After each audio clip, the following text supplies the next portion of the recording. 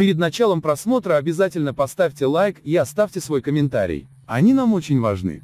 В школьных коридорах в Туркменистане полиция следит за соблюдением масочного режима. В школе номер 4 города Байрамали Марийского вилаята Туркменистана полицейские в коридорах и возле туалетов следят за соблюдением масочного режима. Об этом 25 февраля сообщила Затлык. Если полицейские видят ученика без маски, в школу вызывают родителей. Им выписывают штраф в размере 100 манатов, знак доллара 3,3 по рыночному курсу. Источник Азатлыка рассказал, что мама одного из школьников стала сильно возмущаться из-за штрафа. Она заявила, что ее ребенок всегда носил маску, и она могла разве что сместиться на лице. В ответ полицейский сказал, что у них есть план по поимке 4 нарушителей в день. В итоге они договорились, что полицейский выпишет штраф, но заплатит его за свой счет. Тем временем источники Азатлыка в Ашхабаде сообщили, что в столичной школе номер 55 зафиксирован всплеск заболеваемости, из-за того, что многие учителя ушли на больничный. Ранее разделенные для санитарной безопасности классы вновь стали объединять.